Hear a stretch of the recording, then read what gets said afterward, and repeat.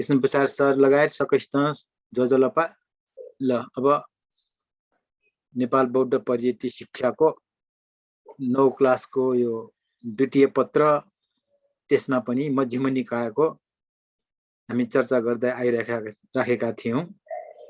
मध्यम निकायबाट 6 वटा सूत्रहरू हाम्रो कोर्समा राखिएको छ। त्यसमध्ये 5 वटा सूत्र हामीले चर्चा गरिसक्यौं। आज अन्तिम सूत्र चङ्की सूत्रको बारेमा म केही तपाईहरुलाई यहाँ स्लाइड देखाउन गइरहेको छु र यो स्लाइड खुलुन्जेलमा तपाईहरुलाई जाँचको अग्रिम शुभकामना दिन चाहन्छु। तपाईहरुले राम्रोसँग तयारी गरिराख्नु भएकै होला। अर्को हप्तादेखि त जाँच भइहाल्यो हैन। राम्रोसँग जाँच दिनु होला र तपाईहरु सबैलाई धेरै धेरै शुभकामना छ। अनि यो मध्यम निकायको अथवा यो दोस्रो पत्रको 3टा मध्ये एउटा मध्यम निकाय भयो हैन। पुरानो क्वेशनहरु पनि तपाईहरुले एकचोटी यसो हेर्नु भएकै होला। क्वेशन प्याटर्न कस्तो आउँछ भन्ने कुरालाई अनि त्यसरी क्वेशन प्याटर्नलाई हेर्नु भयो भने तपाईलाई क्लासमा लेख्नलाई सजिलो हुन्छ। क्वेशनलाई चाहिँ एकचोटी अल्छी नमानिकन हेरेर जानु होला। हामीले अस्ति उपाली सूत्र सकायौं। अब छ चङ्की सूत्र। अब यो मध्यम निकाय 3टा ग्रन्थ मध्ये दोस्रो द्वितीय ग्रन्थ मध्यम पन्नासकको 5 वटा वर्ग 50 वटा सूत्र मध्ये 5औं वर्ग ब्राह्मण वर्ग जसमा 10 वटा सूत्र छन्। त्यसको 5औं सूत्र चाहिँ चङ्की सूत्रको रूपमा हामी पाउँछौं। र यो चङ्की सूत्र चाहिँ चङ्की ब्राह्मणको प्रसङ्गबाट आएको हुनाले सूत्रको नामै चङ्की सूत्र भयो। र यसको घटना कसरी गइरहेको छ त भन्दाखेरि भगवान बुद्ध कोसल राज्यको ओपसाद ठाउँको नाम ओपसाद भन्ने कोसल ब्राह्मणहरूको गाउँमा पुग्नु भएको थियो। र त्यति बेला यो चङ्की भन्ने ब्राह्मण जो कि धन धान्यले परिपूर्ण भएको भनेपछि धेरै धन सम्पत्तिले युक्त समृद्धशाली त्यो चङ्की नामक ब्राह्मणले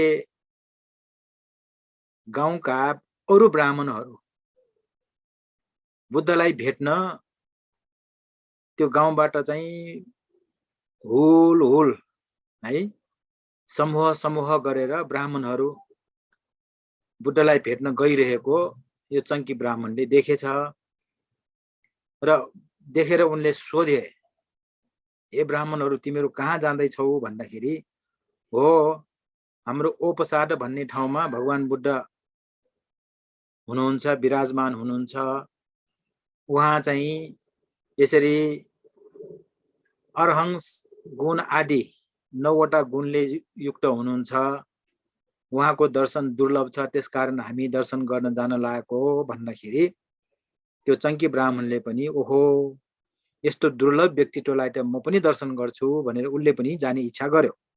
मानिसहरू सबै ठाउँमा सधैँभरि नै भने जस्तै राम्रो काममा भाँजो हाल्ने, राम्रो काममा बाधा दिने मान्छेहरू अहिले मात्र होइन पहिले पनि थियो भन्ने कुरा यहाँबाट थाहा हुन्छ। अन्य देशबाट त्यो ठाउँमा आएका ब्राह्मणहरूले त्यो चङ्की ब्राह्मण चाहिँ भगवान बुद्ध कहाँ जान लागेको भन्ने कुरा थाहा पाएर उनलाई चाहिँ रोक्न आयो। र रोक्नलाई पनि विभिन्न तर्कहरू दिए, विभिन्न कारणहरू बतायो। के कारणहरू बतायो त भन्दाखेरि सबभन्दा पहिले तपाई त्यत्रो राजाले सम्मान गरेका ब्राह्मण तपाईको उमेर पनि उमेरदार माने उमेर भइसकेको, भगवान बुद्ध तपाई भन्दा कान्छो, उमेरले कान्छो छ र उमेरले जेठोले उमेरले कान्छोलाई भेट्न जाँदाखेरि तपाईको यश घट्ने छ, तपाईको इज्जत कम हुनेछ, त्यसकारण जानुहुन्न भनेर पहिलो कारण दियो। दोस्रो कारण तपाई शुद्ध ब्राह्मण, जातिवादमा कुनै खोट नलागेको तपाई, त्यसकारणले पनि बुद्धलाई भेट्न जानुहुन्न। बुद्ध भनेको त क्षेत्रीय वंशबाट आएको, शाक्य कुलबाट, तपाई त ब्राह्मण त के भन्छ माथिल्लो स्तरको हुन्छ भनेर यो कारण दियो। अर्को कारण दियो तपाई महाधनी हुनुहुन्छ, तपाई अध्यापक र मन्त्रधर पनि हुनुहुन्छ, तपाई सुन्दर हुनुहुन्छ, शीलवान हुनुहुन्छ, मधुर भाषी हुनुहुन्छ, आचार्य प्राचार्य हुनुहुन्छ, उमेरदार हुनुहुन्छ र तपाई राजाद्वारा पनि सम्मानित छन् र ब्राह्मणहरूद्वारा सम्मानितले बुद्धलाई भेट्न जान सुहाउँदैन। बरु बुद्धले तपाईलाई भेट्न आउनुपर्छ भनेर यसरी त्यो चङ्की ब्राह्मणलाई अन्य देशबाट आएका ब्राह्मणहरूले भाँजो हाल्न आयो, बाधा दिन आयो। भनेपछि तिनीहरू जसले यो कुराहरू गरेर उसलाई रोक्न खोज्यो ती सबै बुद्धका विरोधीहरू थिए भन्ने कुरा दर्शाउँछ। भगवान बुद्धलाई बुद्धकै समयमा पनि यसरी विरोध गर्नेहरू थुप्रै थिए र आज पर्यन्त बुद्धको विरोध गर्नेहरू प्राय गरेर ब्राह्मणहरू नै हुने गरेको यो एउटा काकताली पनि हुन सक्छ अथवा यो उनीहरूको इन्टेन्सन पनि हुन सक्छ। जे होस् बुद्धलाई नरुचाउने बुद्धलाई विरोध गर्नेहरू अहिले पनि त्यतिकै छन् र यसरी विभिन्न कारणहरू देखाएर त्यो चङ्की ब्राह्मणलाई ती ब्राह्मणहरूले बुद्धसँग भेट्न जान रोक्दाखेरि चङ्की ब्राह्मणले पनि उनीहरूलाई बुद्धको वर्णन गर्दै भने त्यसको अर्थ यो चङ्की ब्राह्मणले बुद्धको गुणहरूको बारेमा राम्रोसँगै थाहा पाएको रहेछ। हुन त उसलाई अरू ब्राह्मणहरूले जसले भगवान बुद्धको दर्शन गर्न गइराखेका थिए उनीहरूले पनि बुद्धको गुणको बारेमा बताएको थियो। सायद त्यसैको आधारमा उसले पनि बुझिलियो जस्तो देखिन्छ। उसले के भन्छ त, हे ब्राह्मणहरू, बुद्ध पनि सुजात नै हो। सुजात माने राम्रोसँग नै उसको जन्म भएको हो। आमा बाबुमा कुनै खोट छैन। शाक्य कुलबाट अनि क्षेत्रीय कुलबाट, त्यसको साथसाथै उहाँले पनि आफ्नो राजदरबार, छोरा पत्नी, आमा बाबु सबैलाई त्यागेर आएकै हुन्। सर्वधन त्यागी नै हुन् र तन्नेरी अवस्थामै प्रवर्जित भएका हुन्। आमा बाबुको इच्छा विपरीत प्रवर्जित भएका हुन्। उहाँको पनि रूप परम सुन्दर छ। आर्यशीली माने शुद्ध शील पालना गर्ने, कुशलशीली, शीललाई कुशलपूर्वक पालना गर्न सक्ने हुनुहुन्छ। उहाँ मधुरभाषी हुनुहुन्छ, कल्याणभाषी हुनुहुन्छ र धेरैका प्राचार्य आचार्य पनि हुनुहुन्छ। उहाँ काम राग रहित हुनुहुन्छ, कर्मवादी, क्रियावादी हुनुहुन्छ, माने कामलाई महत्त्व दिने। उच्च क्षेत्रीकुलीन हुनुहुन्छ, निर्दोषी हुनुहुन्छ, केही दोष उहाँमा छैन। महाधनी कुलबाट प्रवर्जित भएका हुन्। धेरै मानिसहरूका प्रेरणा स्रोतको रूपमा बुद्ध रहनु भएको छ र सहस्र देवताहरू पनि शरण जान्छन्। सहस्र भनेको हजारौं देवताहरू पनि बुद्धको शरणमा जान्छन्। उनको कल्याण कीर्ति फैलिएको छ। बुद्धको कल्याण कीर्ति, उहाँ यति पवित्र हुनुहुन्छ, यति गुणले पूर्ण हुनुहुन्छ भन्ने कुराहरूको बारेमा कल्याण कीर्ति फैलिएको छ र त्यसै गरी 32 महापुरुष लक्षणले युक्त छ। त्यसै गरेर मगध राजा भनेको मगध देशका राजा बिम्बिसार र राज परिवार समेतले शरण जान्छन् बुद्धको। त्यति मात्रै होइन, कोशल राजा प्रसेनजित र राज परिवार समेतले शरण जान्छन्। प्रख्यात ब्राह्मणहरू पनि शरण जान्छन्। सबै श्रमण गौतमको दर्शन गर्न जाउँ भनी त्यो चङ्की ब्राह्मण त्यो दर्शन गर्न जाने लागेका ब्राह्मणहरूसँग नै गए। जसले रोक्न खोजेका थिए उनीहरूलाई यो विष 20 वटा कारणहरू बताएर उहाँलाई दर्शन गर्नमा कति पनि झिझो मान्नु पर्दैन, आफूलाई के भन्छ अप्ठ्यारो मान्नु पर्दैन। उहाँ यी गुणहरूले गरेर दर्शन गर्न हाम्रो औचित्य छ भनेर ती ब्राह्मणहरूसँगै गएर दर्शन गर्न चाहिँ गए। र भगवान बुद्ध जुन ओपसाद भन्ने ठाउँमा बसिराख्नु भएको थियो, चङ्की ब्राह्मण लगायत अरू ब्राह्मणहरू त्यहाँ पुग्दाखेरि भगवान बुद्धले वृद्ध ब्राह्मणहरूका साथ कुराकानी गर्दै हुनुहुन्थ्यो, अरू वृद्ध ब्राह्मणहरूसँग कुराकानी गर्दै हुनुहुन्थ्यो। र त्यसमध्ये त्यहाँ 16 वर्षका एकजना कापटिक भन्ने मानवको पनि उपस्थित थियो।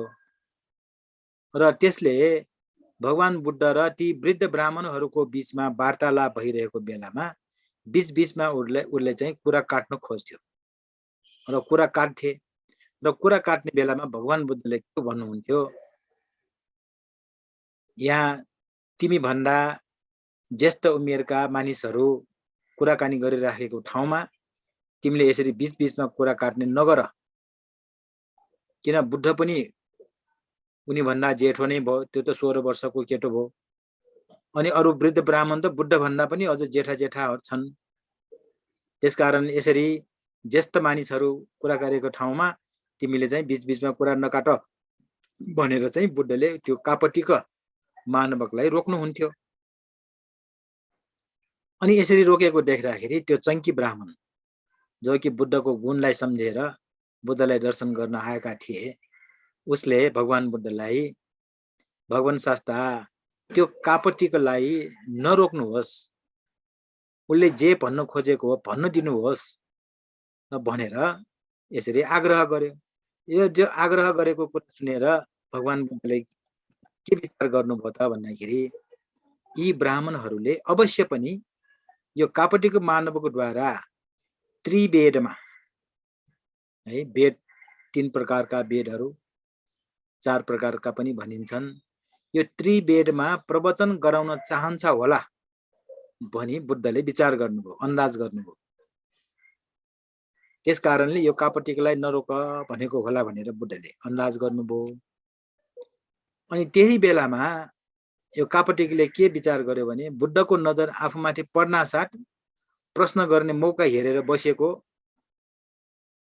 बसेको थियो यो कापटिक। र मौका पाउनासाथ उसले सोधिहाले।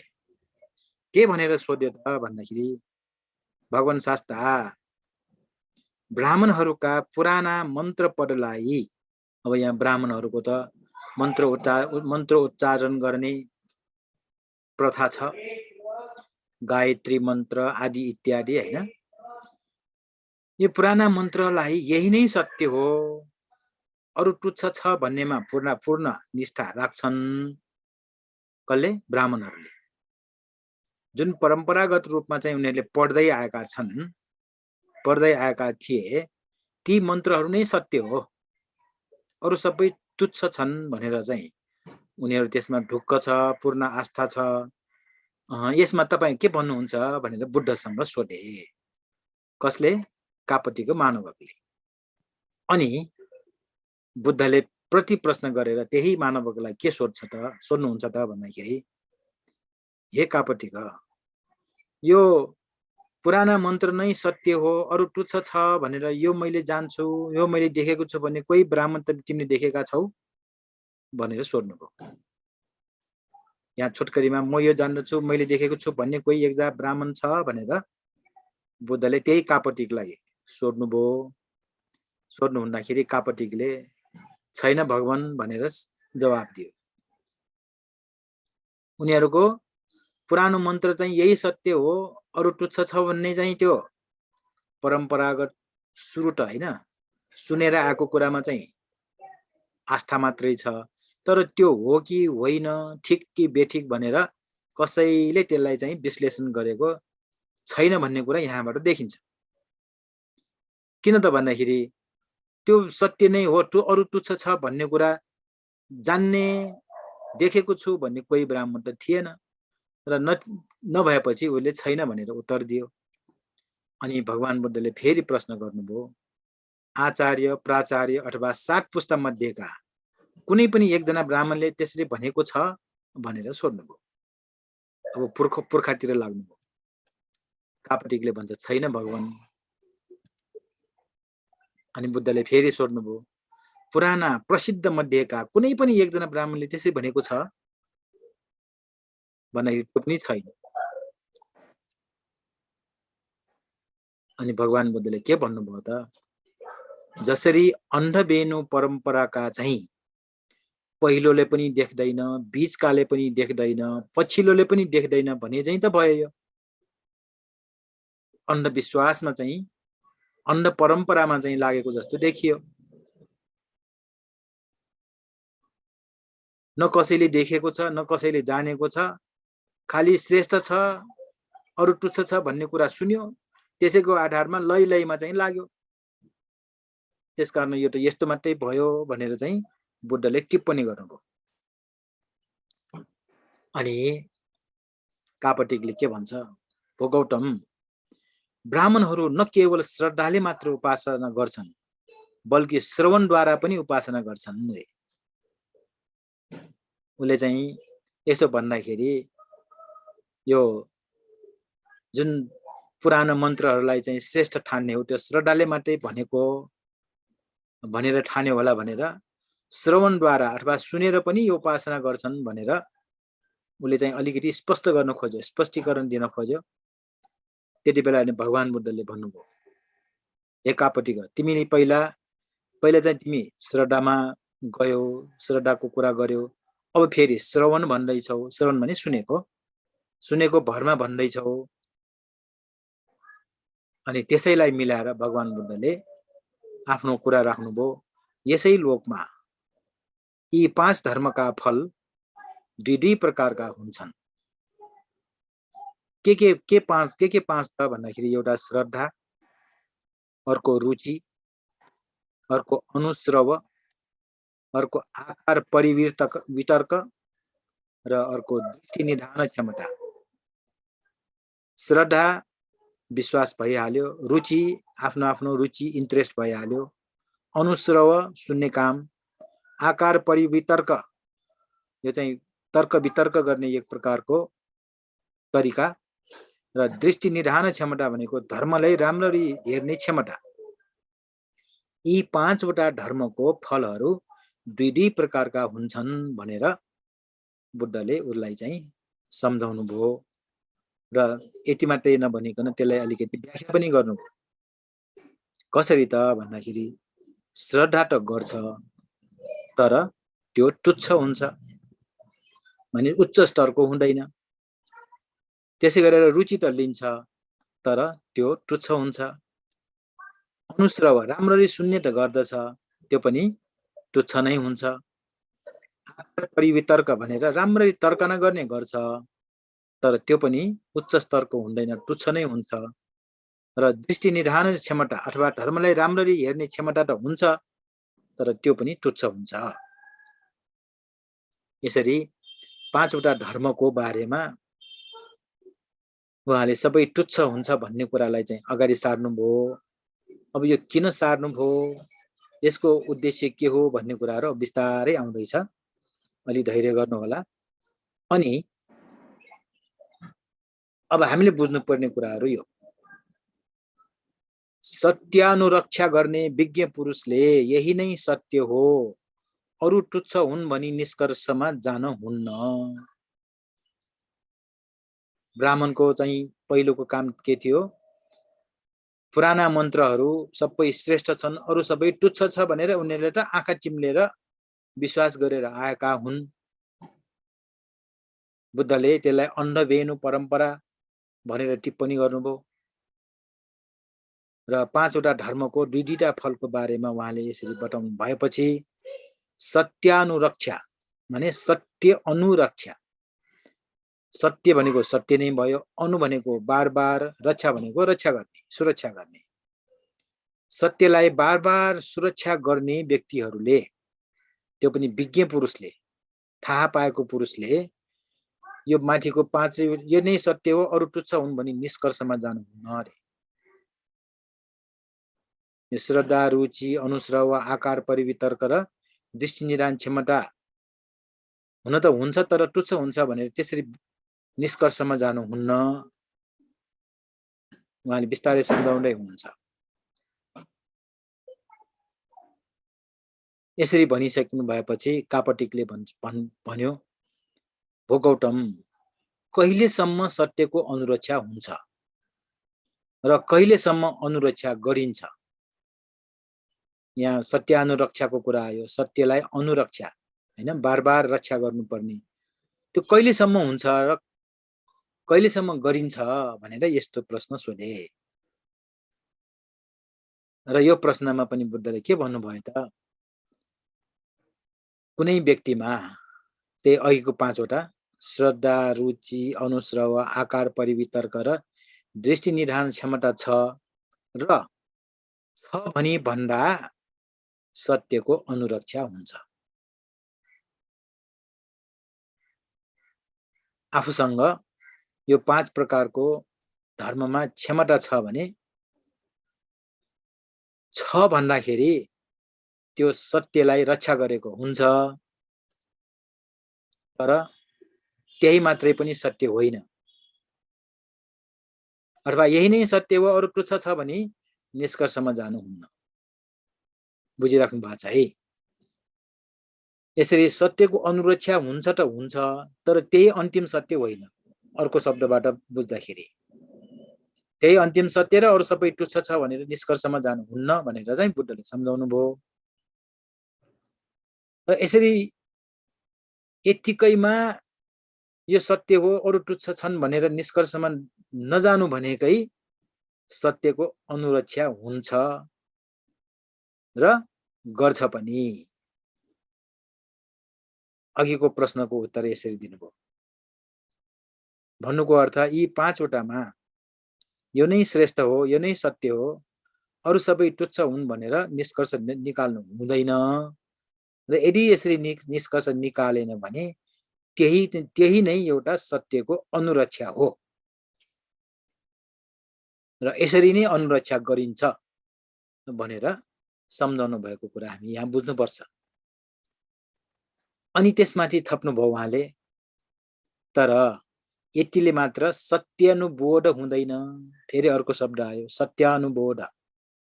सत्यको अनुबोध, सत्यलाई बोध गर्न सकेको चाहिँ हुँदैन अरे।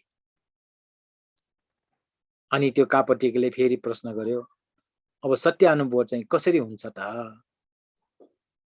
बुद्धले के भन्नुभयो, कुनै भिक्षुले लोभ रहित, द्वेष रहित र मोह रहित भई उपदेश दिँदा मानिसहरूले परीक्षा गरी त्यो भनाइ विशुद्ध पाउँछ भने उनीमाथि श्रद्धा राख्छ, उनीमाथि भनेको त्यो भिक्षुप्रति, अनि नजिक जान्छ, अनि उपासना गर्छ, भनेको उहाँको कुरालाई श्रद्धा राखेर, उहाँले भनेको कुरामा विश्वास गरेर, उहाँलाई भक्ति भाव गर्छ, दान प्रदान गर्छ, त्यो भनेको उपासना। अनि कान थाप्छ भनेको उहाँले भनेको कुरालाई राम्रोसँग सुन्छ। राम्ररी काम थापेपछि त्यो लोभ रहित, द्वेष रहित, मोह रहित उपदेश अथवा त्यो धर्म उसले सुन्छ। सुन्ने मात्र होइन, धारण पनि गर्छ र धर्मको अर्थको परीक्षा गर्छ, यो सही हो कि होइन। भिक्षुले भन्यो भन्दैमा मान्नुपर्छ, बुद्धले नै भनेको भए पनि मान्नु पर्दैन भनेर बुद्धले राम्रोसँग भन्नु भएको छ। ठिक हो कि बेठिक हो, त्यसलाई परीक्षा गरेर हेर्न सकिन्छ, अनि राम्ररी हेर्न सक्ने क्षमता हुन्छ। यसरी परीक्षा गरेर हेर्न जान्यो भने त्यो धर्म ठिक हो कि होइन, सत्य हो कि होइन भनेर राम्ररी हेर्न सक्ने क्षमता हुन्छ। र त्यो क्षमता अनुसार उसले धर्मानुसार काम गर्ने इच्छा हुन्छ। धर्मलाई परीक्षण गरिसक्यो, सही ठहरेकोलाई त त्यो अनुसार काम गर्नलाई कुनै आपत्ति रहेन। त्यसकारण धर्म अनुसार काम गर्ने इच्छा हुन्छ, इच्छा हुनासाथ उत्साह पनि उत्पन्न हुन्छ अनि तुलना गर्छ। मैले यो काम गर्दाखेरि कसलाई हित हुन्छ अथवा कसलाई यसले हानि पुर्याउँछ भनेर तुलना गरेर कम्पेयर गरेर हेर्छ अनि सकेसम्म धर्मफल पाउने कोसिस गर्छ।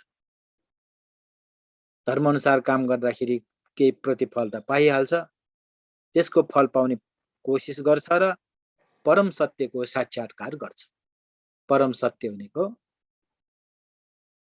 जुन यो संसारको सत्य हो,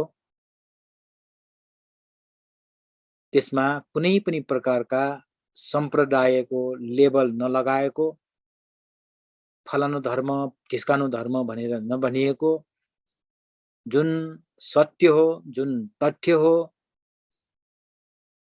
त्यो कुरालाई चाहिँ बुझेर लिन्छ। यसलाई परम सत्यको साक्षात्कार गर्छ भनेर भनियो।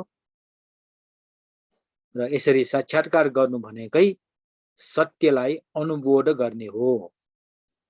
यतिकैले सत्यानुबोध हुन्छ। तर बुद्धले यतिमा सीमित रहनु भएन। उहाँले फेरि के भन्नुभयो, तर सत्यानुप्राप्ति हुँदैन। अनुबोध भयो, सत्यबोध भयो, तर प्राप्ति गरेको छैन अरे। सत्यानुप्राप्ति हुँदैन।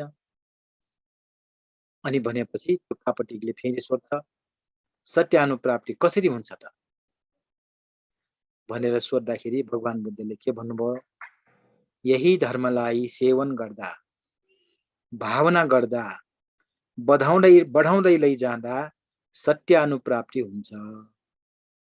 यही धर्म भनेको अघि जुन परम सत्यलाई साक्षात्कार गरेको जुन धर्महरू हुन्, त्यही धर्मलाई सेवन माने त्यसलाई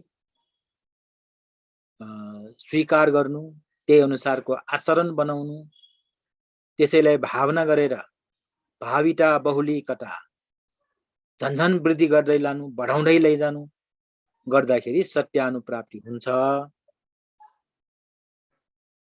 भनेर उहाँको जवाब सकिना साथ कापटिकले फेरि प्रश्न गर्छ, सत्यानुप्राप्तिका निम्ति कुन धर्म बहुपकारी हुन्छ भनेर। अब यहाँ कुन धर्म बहुपकारी भनेर यो बुद्ध धर्म, हिन्दू धर्म भनेको होइन। कुन चाहिँ काम गर्दाखेरि अथवा कुन चाहिँ कर्तव्य पालना गर्दाखेरि बहुउपकारी, एक किसिमलेबाट मात्रै उपकारी हुने होइन, धेरै किसिमबाट चाहिँ उपकारी हुन्छ। त्यस्तो कुन धर्म छ भनेर प्रश्न सोधे। बुद्धले जवाफमा भन्नुभयो, पराक्रम अथवा वीर्य, उद्योग, उत्साह त्यो चाहिँ बहुपकारी हुन्छ भनेर जवाब दिनुभयो। अनि फेरि प्रति प्रश्न त्यो कापटिकले के गर्छ, पराक्रमको निम्ति कुन धर्म बहुपकारी छ त। अब एकसँग अर्को बिस्तारै यहाँ कुराहरू खोटल्दै आइराखेको छ है, याद गर्नुहोस्। बडो के भन्छ रमाइलो प्रसङ्ग छ र बडो गम्भीर प्रश्नहरू छन् र सानो कुरालाई बुद्धले कति राम्रोसँग व्याख्या गरेर टुङ्गो लगाउनु भएको यहाँ हामी पाउँछौँ। हेर्नुहोस् है, अब पराक्रमको लागि कुन धर्म बहुपकारी छ भनेर चाहिँ उसले राखेको प्रश्नमा भगवान बुद्धले के भन्नुहुन्छ, तुलना, कम्पेयर। अघि त्यो नजिक जान्छ, कान थाप्छ, तुलना गर्छको यहाँ अब ठ्याक्क उल्टोबाट आइराखेको छ, याद गर्नुहोस् है। अनि तुलना बहुपकारी हुन्छ। तुलना गरेर हेर्नु कुन चाहिँ ठिक छ अथवा कुन चाहिँ बेठिक छ, कसलाई ठिक छ कसलाई ठिक छैन, यसरी तुलना गर्नु चाहिँ बहुपकारी हुन्छ। र फेरि त्यो कापटिकले प्रश्न गर्छ, तुलनाको निम्ति कुन धर्म बहुपकारी छ त। अब तुलनाको लागि बहुपकारी धर्म के छ त भन्दाखेरि उत्साह। उत्साह भएपछि यो गर्छु त्यो गर्छु भन्ने उत्साह भएपछि काम गर्न सकिन्छ। अब त्यो उत्साहको निम्ति के धर्म चाहिँ बहुपकारी छ भनेर फेरि प्रश्न गर्यो र त्यो प्रश्नको उत्तरमा बुद्धले भन्नुभयो, छन्द अथवा केही गरौँ भन्ने इच्छा त्यो बहुपकारी छ भन्नुभयो। यहाँनिर हामीले बुझ्नुपर्ने छन्द र तृष्णा दुई शब्दहरू छन्। छन्द माने केही राम्रो गरौँ भन्ने इच्छा, तृष्णा भनेको नराम्रो इच्छा। त्यसकारण कसैले कुनै काम गर्दाखेरि पनि तिम्रो पनि त तृष्णा छ नि भनेर त्यसरी टिप्पणी गर्नेहरू छन्। उनीहरूले नबुझेर गरेका हुन् र हुँदा हुँदा भगवान बुद्धले पनि त यो गर्छु त्यो गर्छु भनेर इच्छा गरेको हुन्छ। फलानुलाई उपदेश दिन्छु, फलानु ठाउँमा जान्छु भनेर इच्छा त गरेको हो। त्यसकारण त्यो पनि त तृष्णा हो नि भनेर तर्क गर्नेहरू छन्। तर त्यो तर्क कुतर्क हो। उहाँले फलानुलाई उपदेश दिन्छु, फलानु ठाउँमा जान्छु भनेर त्यहाँ गएर म कमाउँछु, उसबाट ठग्छु भनेर त्यस्तो नचाहिने नराम्रो सोचेको त होइन नि। यदि नराम्रो सोचेको भए त्यो तृष्णा हुन्थ्यो। तर कसैको भलाइको लागि चाहिँ उहाँले सोच्नु भएको हुनाले त्यसलाई छन्द मात्रै भनिन्छ। त्यसकारण छन्द र तृष्णालाई राम्रोसँग बुझिराखौँ। अब यहाँ भगवान बुद्धले के भन्नुभयो त, गरौँ भन्ने केही इच्छा उत्पन्न भयो भने त्यहाँ उत्साह उत्पन्न हुन्छ। त्यसकारण उत्साहको लागि बहुपकारी धर्म भनेको छन्द हो भनेर भन्नुभयो।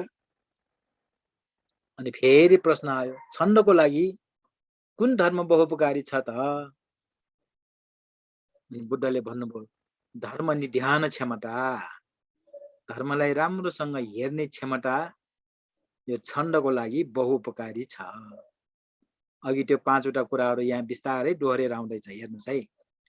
अनि अब त्यो धर्म निध्यान क्षमता होइन, धर्मलाई राम्रोसँग हेर्ने क्षमतालाई चाहिँ कुन धर्म बहुपकारी छ त? फेरि प्रश्न आयो कापटिको। बुद्धले भन्नुभयो, अर्थ परीक्षण, अर्थलाई परीक्षण गरेर त्यसलाई विश्लेषण गरेर त्यसको अर्थ यो हो कि होइन, यो सही छ कि छैन भनेर यसरी परीक्षण गर्यो भने त्यो बहुपकारी हुन्छ। फेरि प्रश्न गर्यो, अर्थ परीक्षणको लागि कुन धर्म बहुपकारी छ त? कापटिको प्रश्न। बुद्धले भन्नुहुन्छ, धर्म धारण नै बहुपकारी हुन्छ। खालि कुरा मात्रै गरेर त हुँदैन, अर्थ मात्रै जानेर त हुँदैन, त्यो धर्मलाई धारण पनि गर न, अनि पो त्यसबाट चाहिँ पाउने फाइदा हुन्छ। त्यसकारण त्यो बहुपकारी हुन्छ। फेरि प्रश्न आयो, धर्म धारणको निम्ति कुन धर्म बहुपकारी छ त? बुद्धले भन्नुभयो, धर्म श्रवण, धर्म धारण गर्नको लागि धर्म त सिक्नु पर्यो। पहिला सिक्नको लागि सुन्नु पर्यो। अब त्यति बेला किताबको जमाना थिएन, अहिलेको हिसाबले पढ्नु पर्यो पनि भन्न मिल्छ। यहाँ सुन्नु पर्यो, पढ्नु पर्यो, छलफल गर्नु पर्यो, अनि पो त्यो धर्म श्रवण गरेर धर्मलाई बुझिन्छ। फेरि प्रश्न गर्यो, धर्म श्रवणको लागि कुन धर्म बहुपकारी छ भनेर प्रश्न फेरि तेर्स्यायो। बुद्धले भन्नुभयो, सोटावधान। सोटावधान भनेको कान थाप्नु भनेको कानमा ध्यान दिनु पर्यो, राम्ररी श्रवण गर्नु पर्यो। अघि कान थाप्नुको कुरा फेरि यहाँ आयो है, बिस्तारै त्यो सबभन्दा 1 नम्बरको कुरा आउँछ यहाँ। यसरी कान थाप्नु बहुपकारी हुन्छ भनेर भन्नु भएपछि अब त्यो कान थाप्नुको लागि कुन धर्म बहुपकारी छ त? फेरि प्रश्न आयो। त्यसको जवाफमा बुद्धले भन्नुहुन्छ, उपासना अथवा सत्सङ्गत है। सत्सङ्गत चाहिँ बहुपकारी हुन्छ। अब त्यो सत्सङ्गतको लागि कुन धर्म बहुपकारी छ त? त्यसको लागि नजिक जानुपर्छ। नजिक गएपछि पो सत्सङ्गत हुन्छ, कुराकानी हुन्छ, सरसल्लाह हुन्छ। त्यसकारण नजिक जानु चाहिँ बहुपकारी छ। अब नजिक जानुको लागि फेरि कुन धर्म बहुपकारी छ त? अर्को प्रश्न गर्यो र उत्तर आयो, श्रद्धा बहुपकारी हुन्छ। ल, अघि 5 वटा धर्म श्रद्धाबाट सुरु भयो हैन? श्रद्धा, रुचि, अनि अनुश्रव, अनि परिवितर्क अनि दृष्टि निधान क्षमता। अब त्यहाँबाट सुरु गर्दै गर्दै यहाँ श्रद्धामा टुङ्गियो। हेर्नुस् भनेको श्रद्धा कति महत्त्वपूर्ण रहेछ। सबै कुराको मूल जड चाहिँ यसमा पो टिकेको रहेछ। त्यसकारण श्रद्धालाई के भनिन्छ? श्रद्धा नै निर्वाणको बिउ हो भनेर पनि भनिन्छ। निर्वाणसम्म पुग्नको लागि श्रद्धा नभइकन त सम्भवै छैन। र जब श्रद्धा उत्पन्न हुन्छ अनि यसरी नजिक जाने, उपासना गर्ने, कान थाप्ने यी सबै कुराहरू हुन्छन्। अनि त्यहाँबाट धर्म निध्यान, दृष्टि निध्यान हैन क्षमता चाहिँ वृद्धि हुन्छ। ल यसरी सबै कुराको चाहिँ मूल कहाँ छ त भन्दाखेरि श्रद्धामा छ। यदि सुनिसकेपछि त्यो कापटीले के भन्यो? हो गौतम, हामीले सोधेका सबै प्रश्नहरूका बारेमा तपाईले राम्ररी बताइदिनु भयो। हामी सन्तुष्ट छौं। अघिसम्म हामीले तपाईलाई नीच, कृष्ण, ब्रह्माको पाइतालाबाट निस्केको शूद्र, मुण्डक ठानी के नै धर्म जान्नु हो भनी भन्थ्यौं। उनीहरूको धारणा हेर्नुस् है, यो ब्राह्मणहरूको अहिले पनि यही धारणा पाइएका धेरै छन्। भगवान बुद्धलाई नीच छ अरे, कृष्ण भनेको कालो भनेको, ब्रह्माको पैतालाबाट निस्किएको शूद्र, मुण्डक ठानी के नै धर्म जान्नु हो भनी भन्थ्यौं। अब तपाईको धर्मोपदेशद्वारा मेरो मनमा तपाईले श्रमण प्रेम उत्पन्न गराइदिनु भयो। श्रमण प्रेम भनेको सामान्य भाव, प्रवजित भावको प्रेम उत्पन्न गराउनु भयो। माने अब श्रमण हुन मन लाग्यो रे, त्यो त मानवको मात्रै थियो, श्रमण भइसकेको थिएन। मानवको भनेको धर्मको अन्वेषण गरेर हिँड्ने व्यक्ति, धर्मको खोजी गरेर हिँड्ने व्यक्ति, त्यो सन्यासी मुनि भइसकेको छैन। र यसरी भगवान बुद्धले एक कुराको स्पष्टसँग यसरी उत्तर दिँदै दिँदै श्रद्धामा टुङ्ग्याएपछि उसमा श्रद्धा उत्पन्न भयो र यसरी बुद्धको उसले चाहिँ प्रशंसा गर्न थाल्यो। अनि अन्तिममा के भन्छ त? धन्य भो गौतम, जस्तो कि घोप्टिएकोलाई उतानो पारिदिँदा, छोपिएकोलाई उघारिदिँदा, बाटो भुलेकोलाई बाटो देखाइदिँदा, अँध्यारोमा बत्ती राखिदिँदा आँखा हुनेले रूप देख्दछन्, त्यसै गरी तपाईले मलाई अनेक प्रकारबाट धर्म प्रकाश गरिदिनु भयो। यो टिप्पणी कसको त? चङ्कीको होइन, यो कापटीको। चङ्की त भगवान बुद्ध प्रति श्रद्धा राखेरै गएका हुन्। र यसरी त्यो कापटीले अब म तपाईको शरणमा पर्दछु भनेर उसले बुद्धको शरण गएर, धर्मको संघको शरण गएर उपासकत्व ग्रहण गर्यो भन्ने कुरा यो सूत्रमा पाइन्छ। त्यति मात्रै होइन, मलाई आजीवन शरण आएको उपासक हो भने स्वीकार गर्नुहोस् भनेर यसरी बुद्धसँग प्रार्थना गर्यो। कसले? त्यो कापटीले। र त्यो कापटीले यी कुराहरू गर्ने मौका कहाँबाट पायो त भन्दाखेरि चङ्की ब्राह्मणले बुद्धलाई त्यो कापटीलाई तपाईले नरोक्नुस् भनेर आग्रह गरेको कारणले। त्यो आग्रह गर्न मौका कहाँबाट आयो त भन्दाखेरि चङ्की ब्राह्मणले बुद्धलाई भेट्न आएको। त्यो चङ्की ब्राह्मण बुद्धलाई भेट्न उसले कहाँबाट प्रेरणा पायो त भन्दाखेरि त्यो गाउँका अरू ब्राह्मणहरू बुद्ध कहाँ जानुको लागि हुल हुल समूह समूह गइराखेको देखेर सोधेको थियो, तिमीहरू कहाँ जाँदैछौ भन्दाखेरि बुद्धको दर्शन गर्न जाने भन्दाखेरि उहाँको विशेषताको बारेमा सोद्धाखेरि बुद्ध गुण उनीहरूले बताएको थियो। त्यसैमा श्रद्धा उत्पन्न भएर गएका थिए। ल यसरी मैले सुरुबाट पनि भने, अन्तिमबाट पनि भने। यसरी यो चङ्की सूत्रमा हामीले यी कुराहरू पाउँछौँ। र मैले अघि पनि भने, ब्राह्मणहरूले बुद्धलाई हेर्ने नजर कस्तो रहेछ?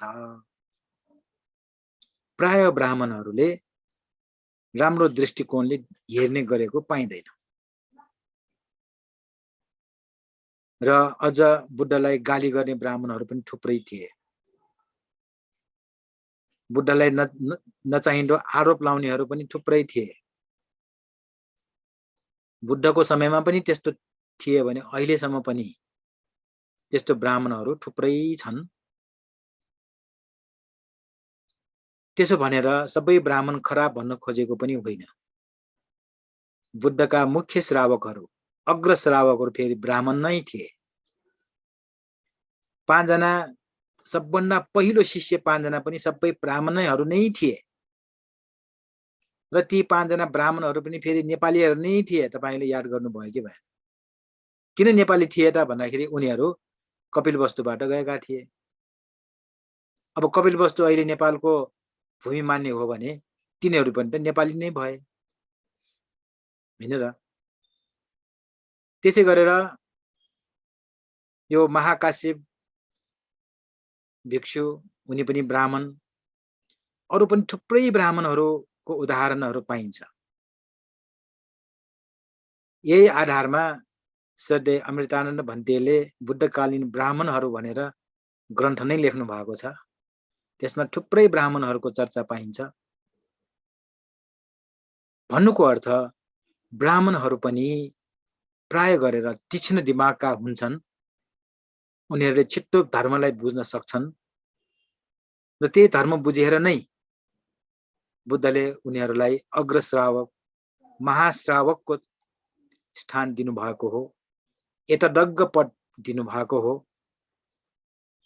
तर त्यस्तो क्षमताका ब्राह्मणहरू पनि उल्टो किसिमबाट बुझेर अथवा उल्टो किसिमबाट अर्थ्याएर बुद्धकै प्रखर विरोधी पनि फेरि ब्राह्मणहरू नै हुने गरेको पाइन्छ।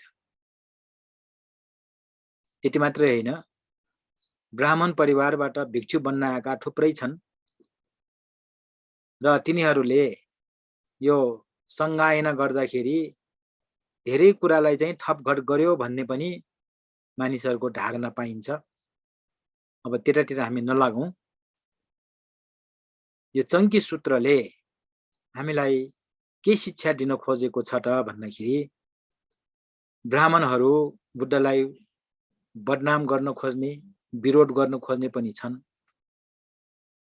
त्यस्तै ब्राह्मणहरू बुद्धको प्रशंसा गर्नेहरू पनि छन् र त्यस्तै ब्राह्मणहरू बुद्धसँग विभिन्न प्रकारको प्रश्न उत्तर गरेर आफूलाई धन्य धन्य पार्नेहरू पनि छन्।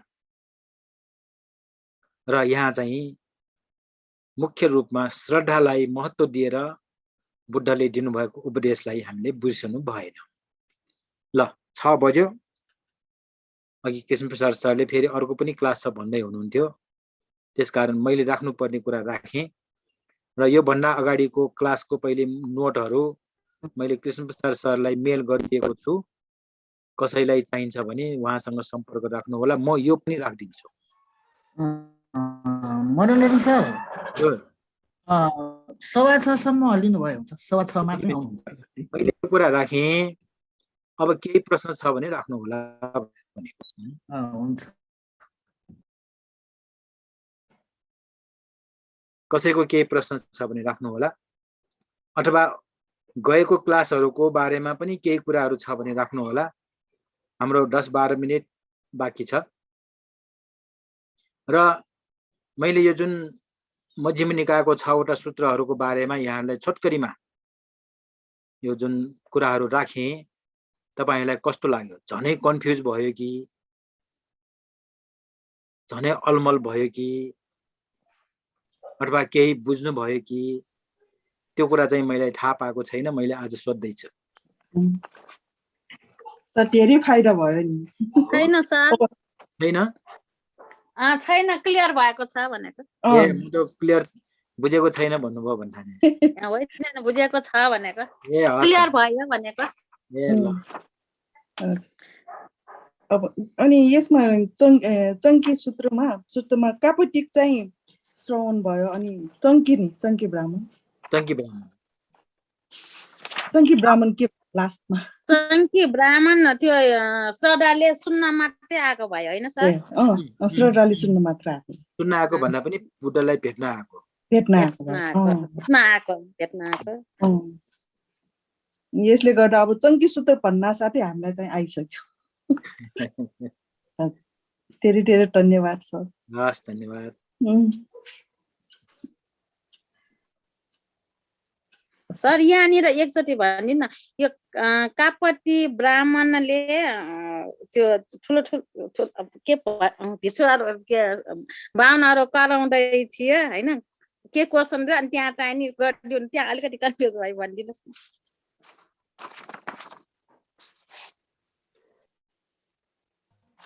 त्यो चङ्की ब्राह्मण चान्स पाएको, उहाँले बोल्नलाई चान्स पाएको। चङ्की ब्राह्मण अरू ब्राह्मणहरूसँग कहाँ पुग्दाखेरि भगवान बुद्ध अरू वृद्ध ब्राह्मणहरूसँग कुराकानी गर्दै हुनुहुन्थ्यो। चङ्की ब्राह्मण चाहिँ नि होइन,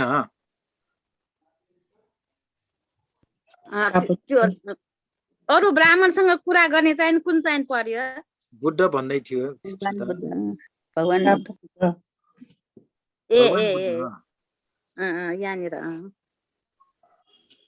भगवान बुद्ध चाहिँ अरू ब्राह्मणहरूसँग कुराकानी गर्दै हुनुहुन्थ्यो।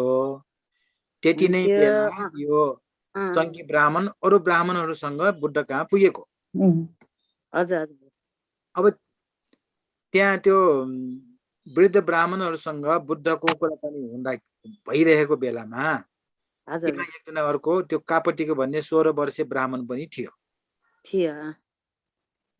अनि त्यो 16 वर्षीय ब्राह्मणले चाहिँ बीचबीचमा प्याट प्याट प्याट प्याट बोल्न लागेको थियो बेलामा बुद्धले उनलाई रोकेको थियो। यसरी सिनियरहरू होइन, ज्येष्ठहरू कुराकानी गरेको ठाउँमा सानो मान्छेले यसरी बीचमा कुरा नकाट भनेर रोक्नु भएको थियो। भगवान बुद्धले काट्नु भयो, भन्नु भएको, रोक्नु भयो। अनि चङ्की बाहुनले चाहिँ नि उहाँलाई नरोक्नु भन्नुभएको। हो गुड। यहाँनिर अलिक कन्फ्युज भयो। अब मिल्यो है? हजुर मिल्यो बुझ्यो। ल श्रद्धेय नारायण सरलाई धेरै धेरै नै साधुवाद छ। उहाँले यो पहिलो पटक हामीलाई यस वर्ष यो मध्यम निकायको 9को कक्षा लिनुभयो, जुन सूत्रलाई चाहिँ व्याख्या गर्दै उहाँले पढाउनु भयो, त्यसको लागि धेरै नै कृतज्ञता ज्ञापन गर्न चाहन्छु म यो जुम कक्षाको यो होस्टको नाताले। र यस जुम कक्षामा आउनुहुने सबै दिदीहरू भयो अनि मेरा आदरणीय व्यक्तित्वहरू सबैलाई पनि धेरै धेरै नै साधुवाद भन्न चाहन्छु। र अब हामी अर्को हप्तामा कक्षा नै सुरु हुने भएकोले अब यो जुम कक्षाको तर्फबाट फेरि एकचोटि पनि मनोहर सरलाई धेरै धेरै साधुवाद दिन चाहन्छु। धन्यवाद। मौका दिनुभयो, तपाईँहरूलाई पनि धेरै धन्यवाद छ।